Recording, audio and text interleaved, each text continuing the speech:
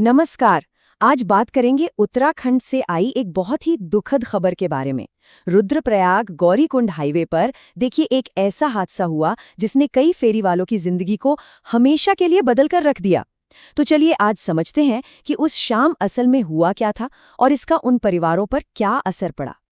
तो चलिए सबसे पहले बात करते हैं सबसे जरूरी जानकारी की कि आखिर ये हादसा कितना गंभीर था और इसका फौरन क्या असर देखने को मिला।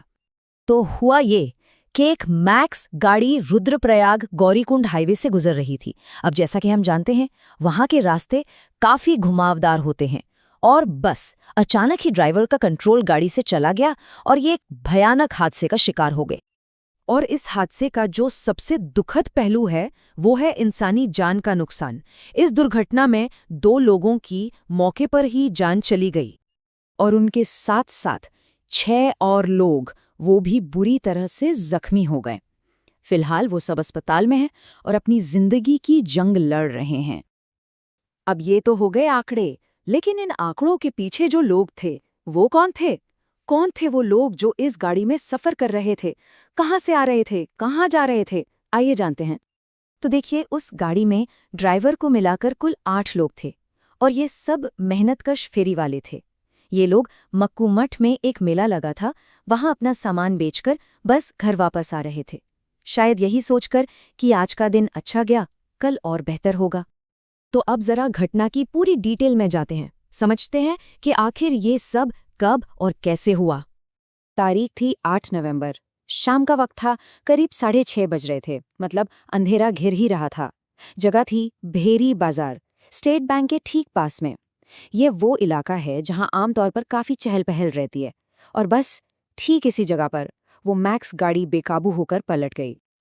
ये टक्कर इतनी भयानक थी ना कि इसका असर सिर्फ उस मैक्स गाड़ी तक ही नहीं रहा। सोचिए सड़क के किनारे जो 6 टू व्हीलर खड़े थे, बाइक्स, स्कूटर्स, वो भी इसकी चपेट में आ गए। मतलब नुकसान और भी ज्यादा हो गया।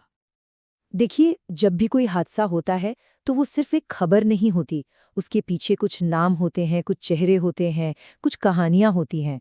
तो अब उन 2 लोगों की बात करते हैं जिनकी इस हादसे में जान चली गई। इनमें से एक थे विकास और दूसरे थे शिशुपाल। पता है ये दोनों उत्तर प्रदेश के बिजनौर से इतनी दूर यहाँ उत्तराखंड में अपनी रोजी रोटी कमाने के लिए आए थे, लेकिन किसे पता था कि उनका ये सफर इतने दुखद मोड़ पर आकर खत्म हो जाएगा।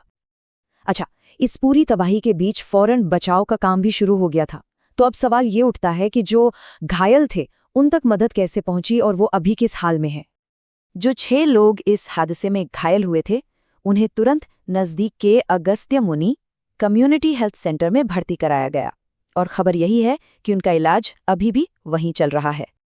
तो ये हादसा सिर्फ कुछ आंकड़ों की कहानी नहीं है, ये उन परिवारों की कहानी है जिनकी दुनिया सच में एक पल में ही उजड़ गई। और ये हमें सोचने पर मजबूर करता है ना, कि जब कोई ऐसी अचानक इतनी दिखद घटना घटती है तो कोई परिवार, कोई छोटा सा समुदाय उस गहरे सदमे से आखिर कैसे उभर पाता है। इसका जवाब शायद वक्त के पास ही होता है।